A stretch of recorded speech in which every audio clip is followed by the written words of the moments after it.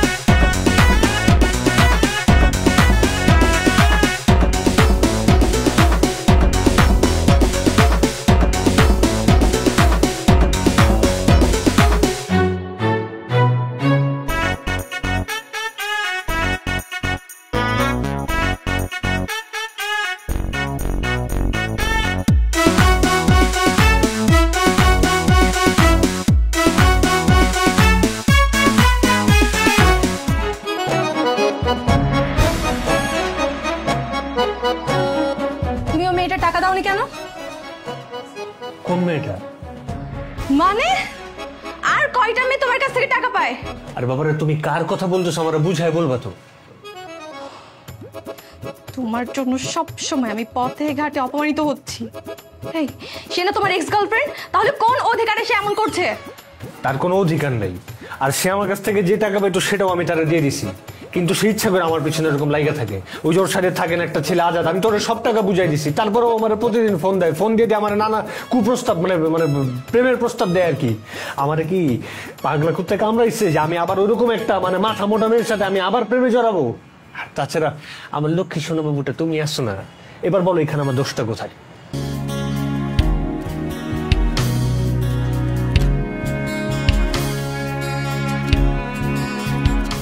শালা বাটপার, তোরে আমি মজা দেখাইতেছি, তুই আর কয়টা মেয়ের জীবন নষ্ট করবি? তুই আমার সাথে করছস, আমি আর বাড়তে দিব না তোরে। পায়া নেই তোরে, দাঁড়া।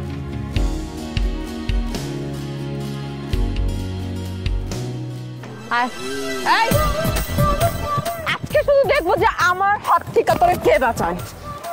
কি ব্যাপার, এরকম আচরণ করতেছো কেন? তো কিরকম আচরণ করবো? তুমি কি বাচ্চা? তুমি দুধ খাও? তুমি কিছু জানো না? ফিডার খাও? বাবারে, আমার আজকে এখন খুব গুরুত্বপূর্ণ একটা কাজ আছে, আমি কাজটা শেষ করে আসি, তারপর নিজে এসে তোমার সাথে দেখা করে সামনাসামনি যত কথা বলার দরকার আমি তো ঘরে বলে যাবো। এই চুপ! তোর জন্য আমি বাসায় কথা শুনতেছি আমার বাপ মার। তোর আমি বিশ্বাস করে আমি টাকা দিচ্ছিলাম ব্যাংকে জমা দেওয়ার জন্য, সেই টাকা তুই মাইরা দিয়া তারপর আমার সাথে ব্রেকআপ করে দিছিস। ব্রেকআপ তো আমি করিনি, ব্রেকআপ তুমি করছো। তোর দাঁড়াছিস কেন? হকিটা দে, হকিটা দে।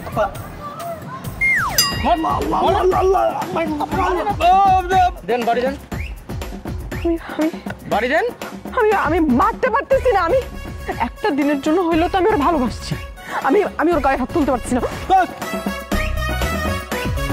আমার শরীর অনেক নরম, আমার এটা দিয়ে একটা বাড়ি দিলে আমি 6 মাস বিছনা থেকে উঠে যেতে পারবো না, পঙ্গু হয়ে যেতে পারি। আরে আপা, আপনি কি করতেছেন? হ্যাঁ, দেন তো আমারে, দেন, কামটা আমি করি, দেন। আমার উপর দিয়ে কোনো কথা না, আমি দেখতেছি। তোমার টাকা দে, টাকা দে, টাকা দে। শুরু করতেছো রাস্তা এগুলো। আমি এমনি একটু টেনশনে আছি। তুমি জানো আমার বাবা যে হসপিটালে ভর্তি, উনি অসুস্থ। ডাক্তার আমারে বলছে ইমিডিয়েটলি ওনারে যদি অক্সিজেন না দিতে পারি উনি যে কোনো সময় মারা যেতে পারে, আমি এতিম হয়ে যেতে পারি। আমার কাছে একটা টাকা নেই, আমি টাকা জোগাড় করবো কোন জায়গা থেকে, কেমনে যাবো, কি বলো, আমি বুঝতেছি না কিছু। আঙ্কেল অসুস্থ? মানে আগে বলো না কেন আঙ্কেল অসুস্থ? আঙ্কেল কোন হাসপাতালে? তুমি যাবো আমার সাথে? আমি যাবো না। যাও, আমি তোমার আজকের মতো ছাড়ে দিলাম। যাও তাড়াতাড়ি হসপিটালে যাও। যাবো? যাও।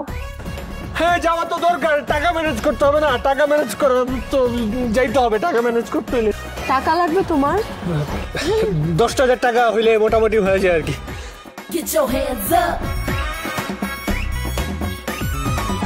টাকা চাইছি আমি তোর কাছে, টাকা দে। আপা কি কোন? টাকা তো আমরা নিজেই। টাকা দে।